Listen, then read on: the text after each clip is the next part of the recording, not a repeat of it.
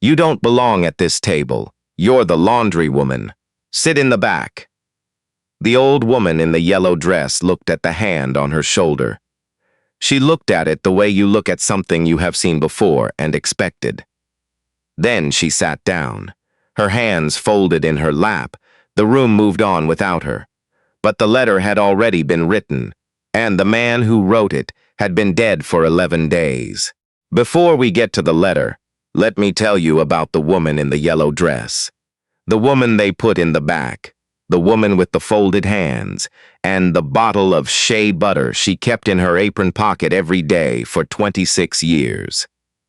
Because this story doesn't start at a funeral reception in a house in Stone Mountain, Georgia.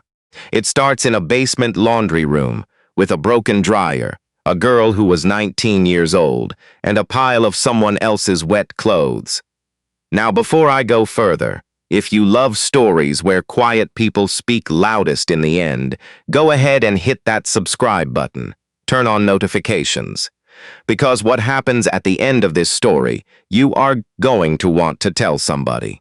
Mawuli Asante came to America from Kumasi, Ghana, in the late 90s with $40, a suitcase held closed by a belt, and a piece of paper with a phone number on it. The phone number belonged to a distant cousin in Decatur who had a couch she could sleep on for 2 weeks, maximum, before she needed to figure something out. Mawuli was 31. She had been a seamstress in Kumasi, good enough that women came from 3 neighborhoods over for her work. Her husband, Kobina, had died of a fever when she was 28, leaving her with a son, Pa, who was 4, and a debt to the fabric supplier that took her 2 years to clear. She came to America because her cousin told her that, in America, a woman who worked with her hands could build something. She came with Pa and a sewing kit and the belief that her mother had repeated to her every morning in Twi while braiding her hair before school. Onipa na ohia onipa. A person needs a person. Mawuli's mother had been a market woman in Kumasi. She sold kente fabric and groundnut soup from a stall near the Kijijia market. She fed anyone who was hungry. Traders who had a bad day. Children who wandered past with empty hands. She never asked whether they could pay. She fed them first and figured the rest out later. When Mawuli asked her why, she said, "Because the person you feed today is the person who carries you tomorrow. You don't know which one yet, so you feed all of them." Mawuli arrived in Decatur with $40 and that one instruction. The 2 weeks on the cousin's couch became 3, then 4, because the cousin had a kind heart that her husband did not share, and eventually, Mawuli understood that she needed to move. She found a room in a house in Clarkston, where 6 other women lived, 4 of them Ghanaian, 1 from Liberia, 1 from Ethiopia, and they shared a bathroom and a refrigerator, and the particular solidarity of women, who had all crossed an ocean alone. She found work cleaning rooms at a motel on Candler Road, $7 an hour, cash, and she took Pa to the Clarkston Community School and stood outside watching until he walked inside, because she wanted to see the door close behind him before she left. The Quartey family found her through a notice at the Ghanaian church in Clarkston. They needed someone to do laundry, light housekeeping, some cooking, live out 5 days a week. The pay was enough to cover the room and Pa's lunch money and a little left over. The head of the Quartey family was Vincent Quartey, Ghanaian, 62 years old, retired civil engineer, had come to America 30 years earlier and built a construction consulting firm that had done well enough to buy a 4-bedroom house in Stone Mountain and send 3 children to private school. He was a serious man, not unkind, but the kind of serious that fills a room so completely there is no space left for softness. His wife, Janet, was his second wife. She had married Vincent when his children were already mostly grown, and she had organized that marriage the way she organized everything else, efficiently, with an eye toward what it would look like from outside. She had a sister, Paulina, who came over every Sunday, and who shared Janet's particular talent for making people feel the precise distance between themselves and where they were allowed to stand. Vincent's youngest child, his son from his first marriage, was a boy named Kwabena. He was 11 when Mawuli started. Quiet, thin. The kind of boy who ate alone at the kitchen table even when the house was full of people, because nobody had noticed that he was eating alone. His mother, Vincent's first wife, had gone back to Ghana when Kwabena was 7. She hadn't taken him. She called on his birthday sometimes, and sometimes she didn't. He had learned not to look for the phone. Janet drove him to school and made sure he had clean clothes, because those were the things people could see. She did not ask what he was reading. She did not ask what he was afraid of. She said, "Do your homework, and don't leave your shoes at the door," and considered that sufficient. Kwabena was 11 years old, and he had the particular stillness of a child who has decided that being very quiet is the safest way to take up space. Mawuli arrived on a Monday morning. She walked through the back door, which Janet had told her to use, into the kitchen, and she found a boy sitting at the table staring at a bowl of cereal that had gone soft. He looked up at her. She looked at him. "You haven't eaten," she said. "I'm not hungry." Mawuli looked at the soft cereal. She looked at the boy. She opened the refrigerator and found eggs and tomatoes and a small onion. She put a pan on the stove. "When did you last eat something hot?" she asked. Kwabena thought about it. He couldn't remember. She made eggs scrambled with tomatoes and onion, and a pinch of ground pepper the way her mother had made them. The way she had made them for Pa every morning in the Clarkston room when money was tight, but the morning needed to start right. She put the plate in front of Kwabena. He looked at it. He looked at her. "What is this?" "Breakfast. Eggs. I know they're eggs." "Then eat them." He ate the whole plate. Then faster, the way a person eats when they realize they are hungrier than they thought. "You can cook," he said. "I can cook. Janet doesn't cook. We have a woman who comes Tuesday and Thursday, and on the other days we order." He said it without complaint. As a fact. The way children report the facts of their lives before they understand that some of the facts are not right. "What's your name?" Mawuli asked.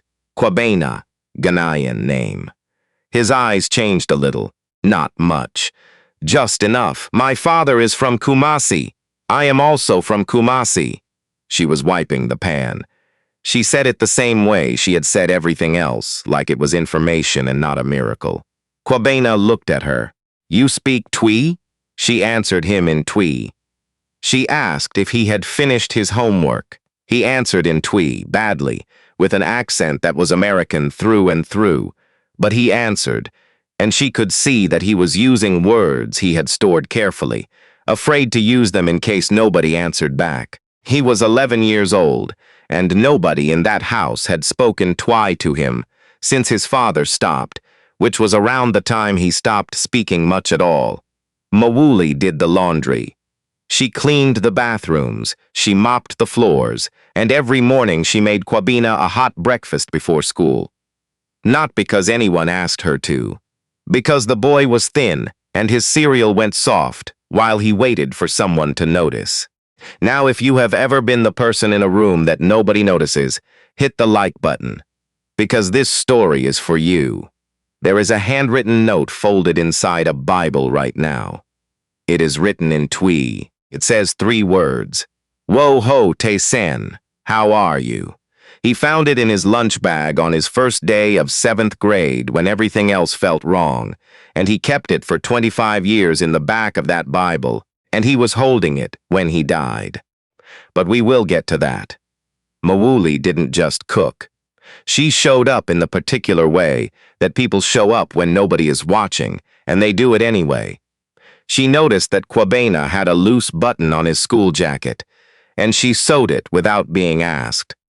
She noticed that he walked to the bus stop with his head down on Fridays, and she asked once, and he said Fridays were bad because they had oral presentations in English class, and he was afraid of saying the wrong thing in front of everyone. So every Thursday evening, while she was finishing the ironing, she made him practice.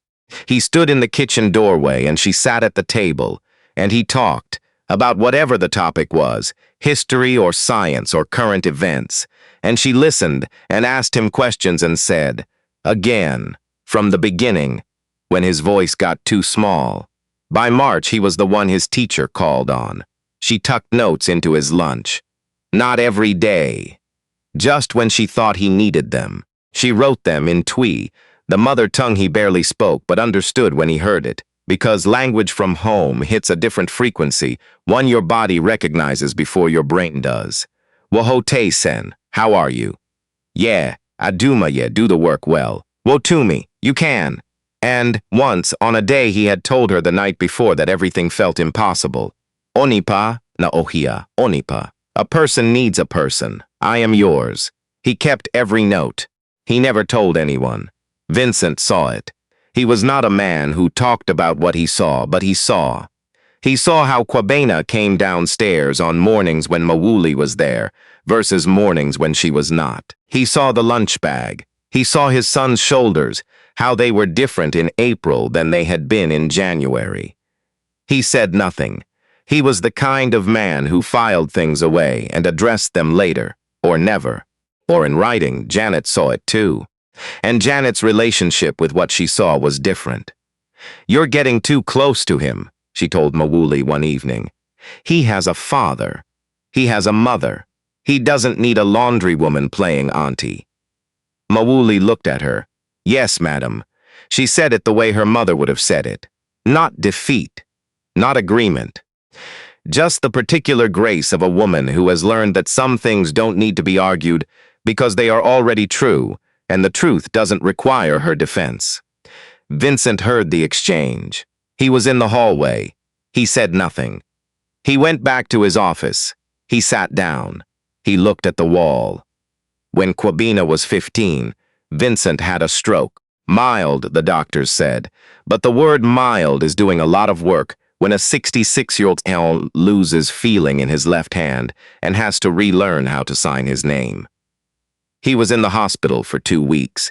He came home slower, quieter, more careful about everything. Janet managed the house, the bills, the doctors, the family visits. She managed them the way she managed everything, with efficiency and no room for deviation. Mawuli made sure Kwabena ate. She made sure his homework was done. She made sure that someone in that house was paying attention to the 15-year-old boy who had become invisible again because his father was sick, and the adults around him were busy with the business of being busy. One evening, Vincent found her in the kitchen after everyone had gone to bed. He was moving slowly, his left hand at his side. Mawuli. Yes, Mr. Quartey. My son. He's okay? He's okay. He's sleeping. He finished his history paper tonight. Vincent nodded. He was quiet for a moment. Then he said, You see him. He is easy to see when you look. Another silence. Then, thank you. He turned to go. He stopped. He looked at the kitchen, the clean surfaces, the pot on the stove, the boy's lunch bag already packed for tomorrow on the counter. Don't let anyone tell you that what you do here doesn't matter. Nobody has told me that, Mr. Quartey. Good, he paused.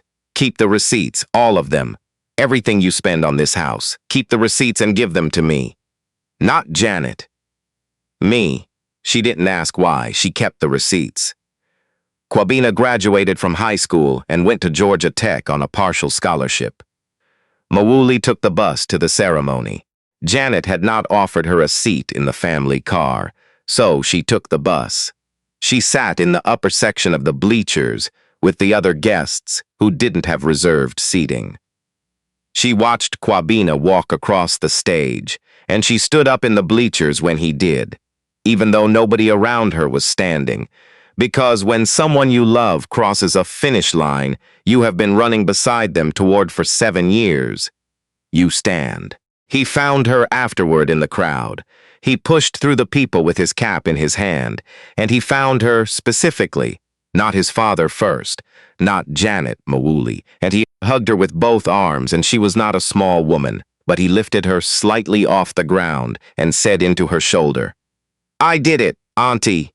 I did it. I know. I was there." He pulled back and looked at her.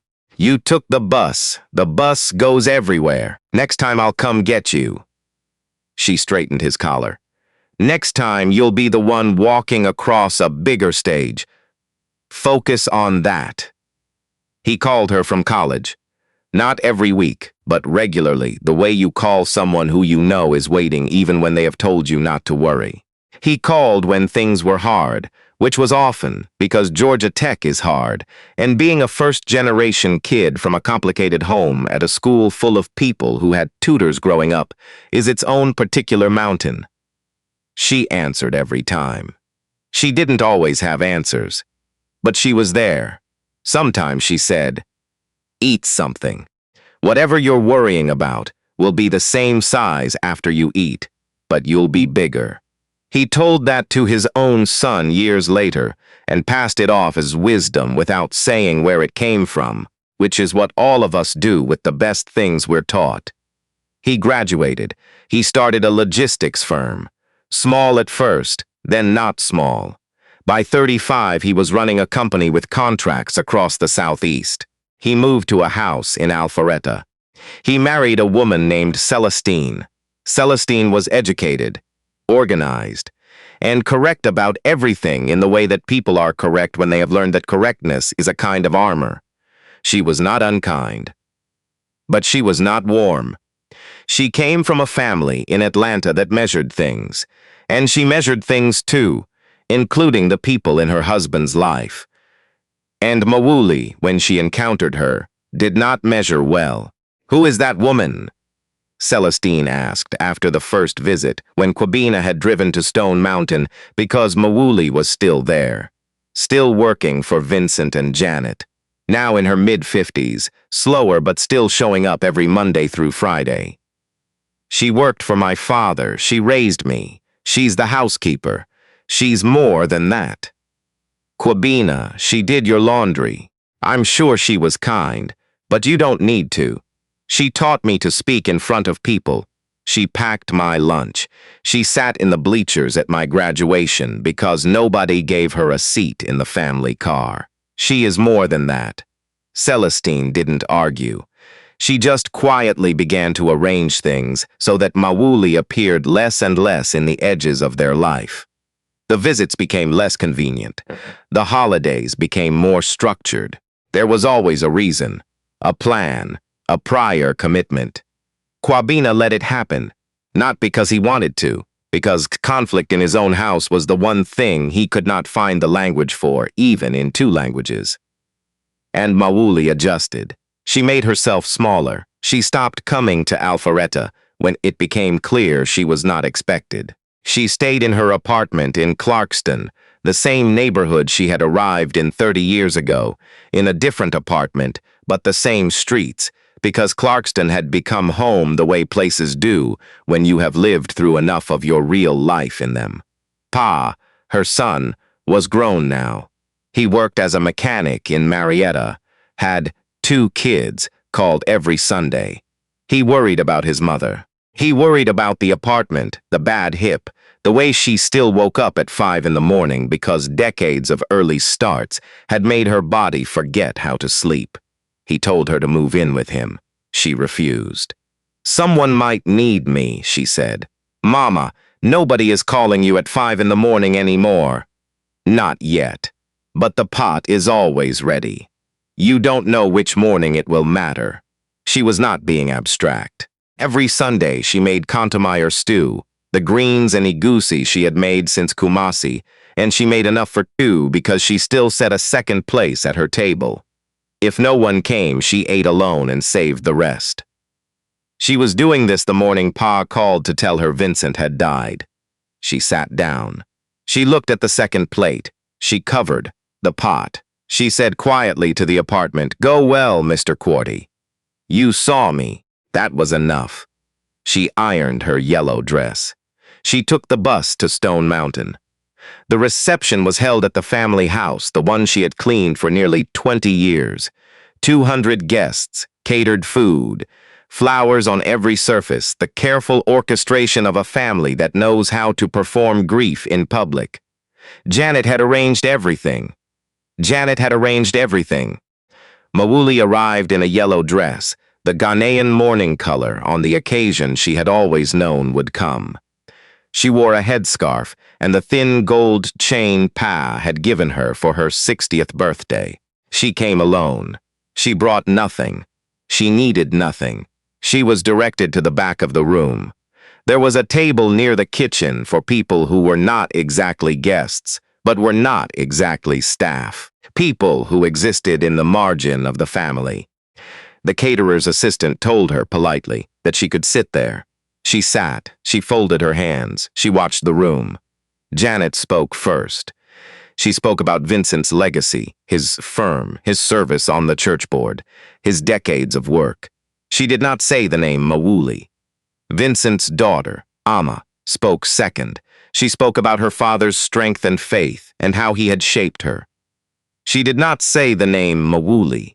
A business partner spoke third, the pastor spoke fourth, and then Janet stood again and said that if anyone else would like to share a word, they were welcome. Mawuli stood.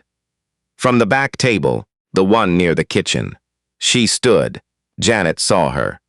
Janet crossed the room with the particular speed of a woman who has been managing situations for 30 years. She put her hand on Mawuli's arm. You don't belong at this table. You're the laundry woman. Sit in the back. Mawuli looked at the hand. She sat through the rest of the reception. She watched people who had known Vince for 3 years give speeches.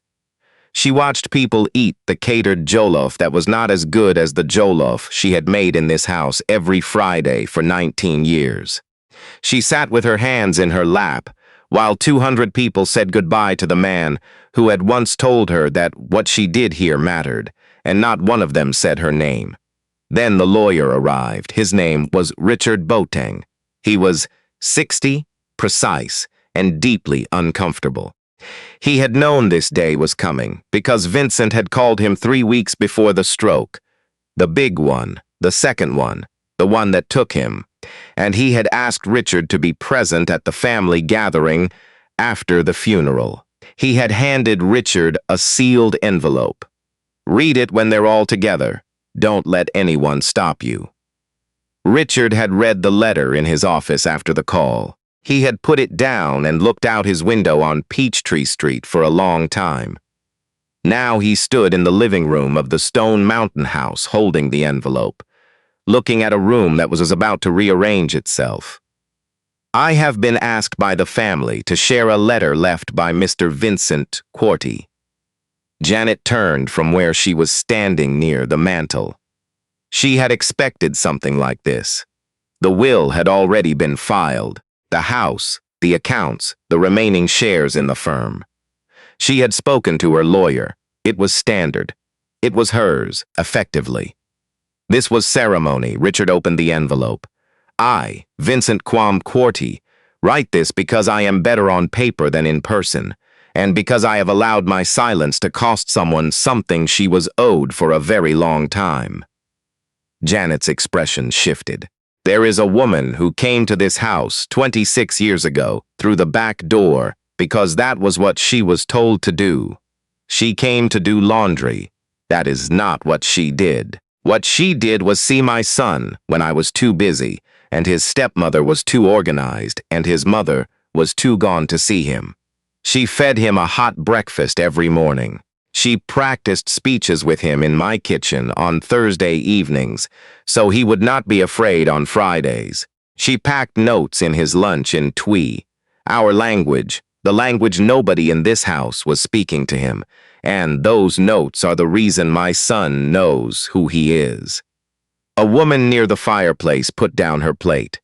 When I had my stroke, she made sure the boy was covered while the adults were managing the crisis. When I was in the hospital, she was the one packing his lunch bag.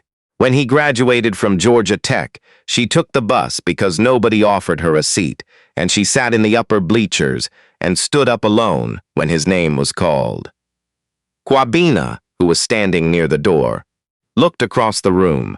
He found her at the back table. He hadn't looked for her when he arrived. He had been managing the room, the relatives, Celestine beside him. He hadn't looked. He looked now, Richard continued reading. I kept the receipts, every receipt she gave me. Not because I doubted her, because I wanted a record.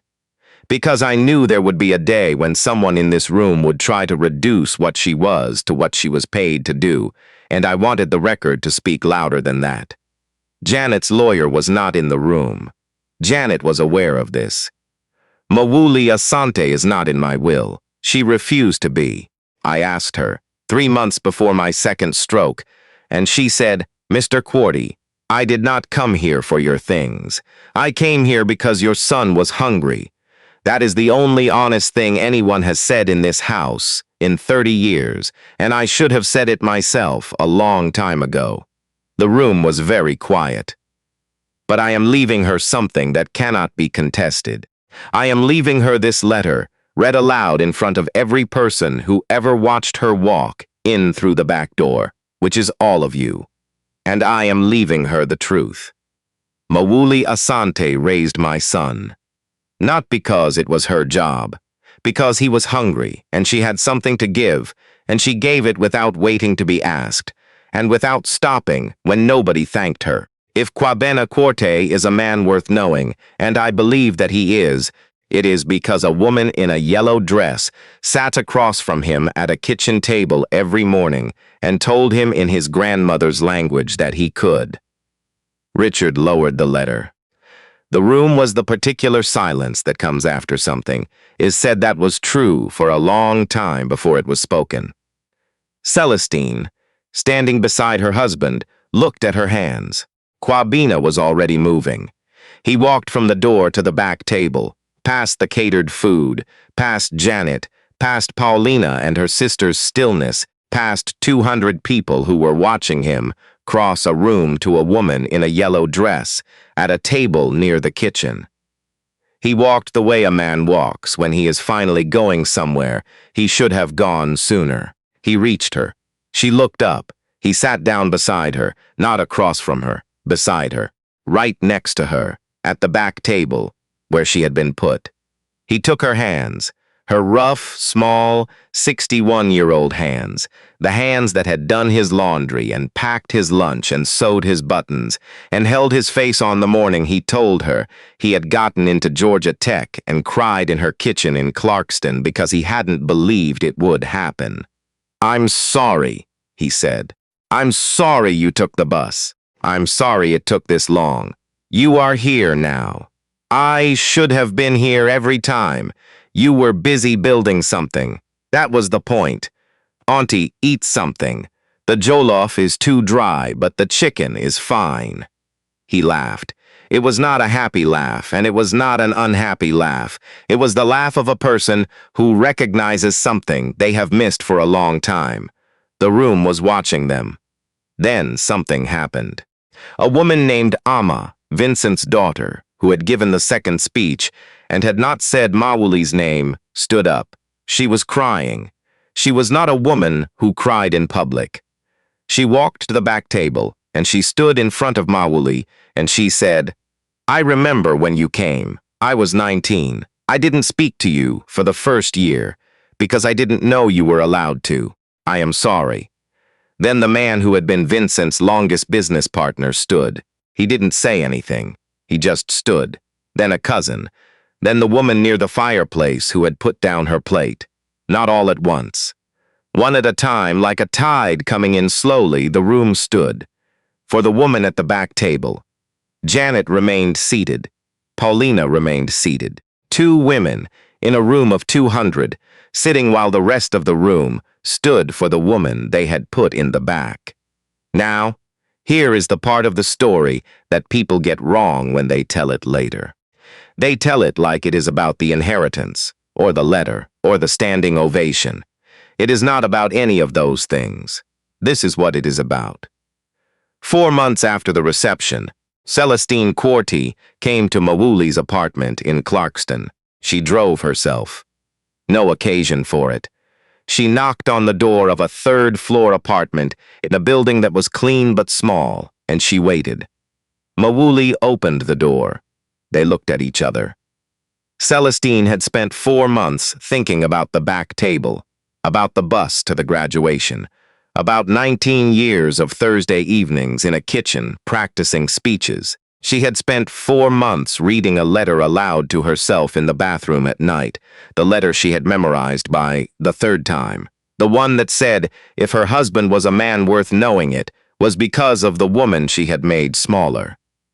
"I came to apologize," Celestine said. "I know I can't undo it. I know I took away your Sundays, and then your visits, and eventually I took away the thing that was yours without understanding that it was yours. I know that." Mawuli looked at her, not with anger, not with triumph, with the expression of a woman who has been in this exact situation before, in different houses, across different tables, and has always known how it ends. She stepped aside. Celestine walked into the apartment. She saw the small kitchen. She saw the table with 2 chairs, one used, one with a place set that would go unoccupied unless someone came. She saw the pot on the stove. She saw the gold chain near the window. She saw the Bible on the counter with something folded inside it. Something small, a piece of paper that had been opened and refolded so many times the creases had gone soft. "He kept the notes," Celestine said. She had found them after he told her. "The lunch notes. He kept everyone. I didn't know. He never showed me. He kept them because they were his." Celestine's voice broke. "Not fully, but enough. He talks differently after he speaks to you. Looser, like he breathes differently. I noticed that for years, and I told myself it was just that you were old friends. It didn't mean anything. But it meant something. It meant he was home," Mawuli said simply. She went to the stove. She lifted the lid of the pot. Inside, Contomeyer stew, still warm, the deep green and amber of egusi and greens and smoked fish, the smell of her mother's stall in Kumasi, that she had carried in her hands across an ocean, and 30 years and every kitchen she had ever stood in. She ladled a bowl. She set it on the table, not at her own chair, at the empty chair, the one that was always set. "Sit." Celestine looked at the chair, at the bowl, at the woman who had set a place at this table every Sunday for 20 years, for a man who came when he could, and came in secret when he couldn't come openly, and never stopped coming because you don't stop going to the place where you are fully yourself. "I can't sit in his chair." "You can. He would want you to. He spent 30 years eating at my table. Now I'm asking you to sit at his place for one bowl of stew." "You can do that." Celestine sat. She picked up the spoon. She ate. The stew was nothing like the catered food at the reception. It was the real thing, the thing that takes hours and requires patience, and tastes like the first meal someone ever made you that was made with attention. She ate slowly. She didn't speak. She cried twice, quietly, into the bowl. When she was done, she looked up at Mawuli across the table. "This is what he tasted," she said. "When he came here, yes, I understand why he came. Onipa na ohiwa, Onipa," Mawuli said. "A person needs a person. That is not a problem you solve. It is just a fact. Some people in your life feed you from the pot. Some people need you to feed them. You don't always get to choose which one you are. You just have to be ready." She reached across the table. She took Celestine's hand, the hand without the tension in it, the hand that had spent 4 months learning to open. "You are welcome at this table. You were always welcome. You just didn't know yet that you were hungry.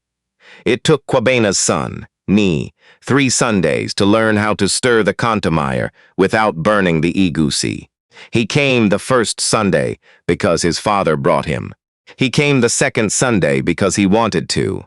He came the third Sunday alone, on the bus, the same bus his grandmother's friend had taken to the graduation.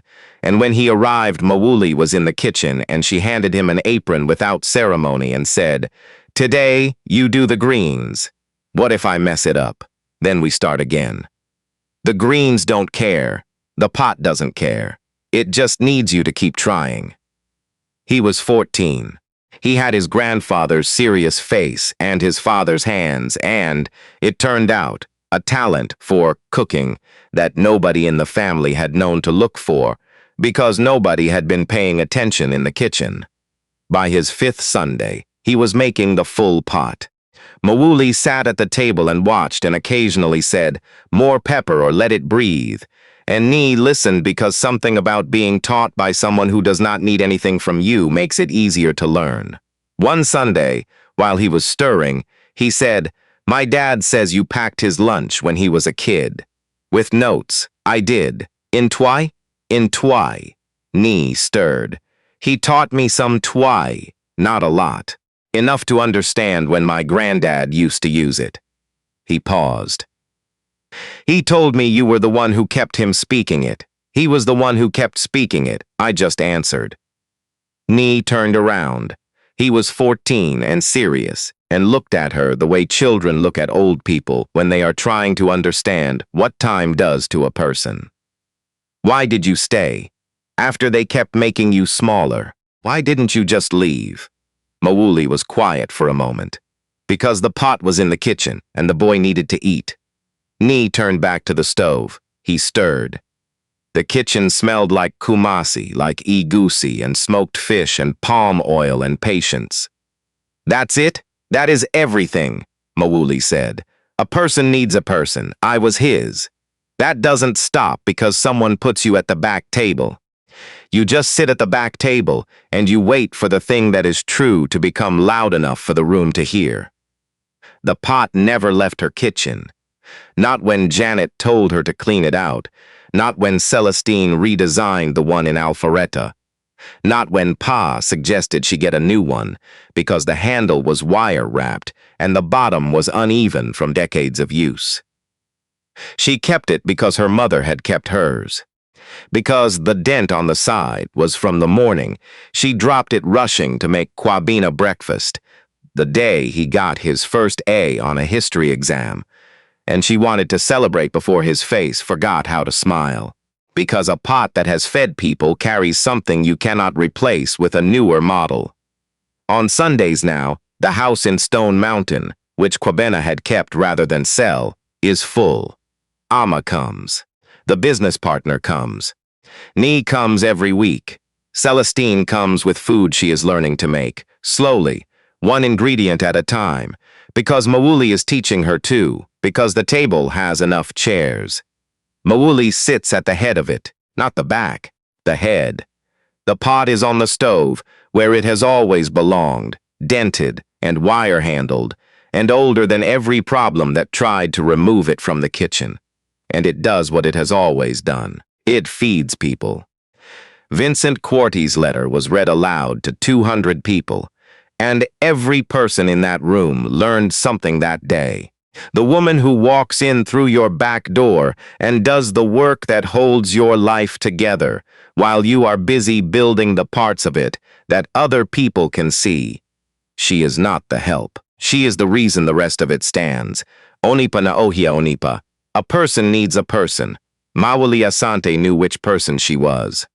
She had known since Kumasi, since her mother told her while braiding her hair before school, since the first morning she put a pan on a stranger's stove and made eggs for a boy who had forgotten how to be hungry. She came to this country with $40 and that one instruction. She kept it for 30 years. And in the end, it kept everything. Now tell us, is there someone who fed you, carried you, packed your lunch, or sat with you in the back of a room while the world moved on without you? Drop their name in the comments. Tell us where you're watching from tonight. Atlanta, Accra, London, Kingston, Toronto. Wherever you are, we see you. And if this story moved something in you, subscribe so you never miss what comes next. We will see you in the next one.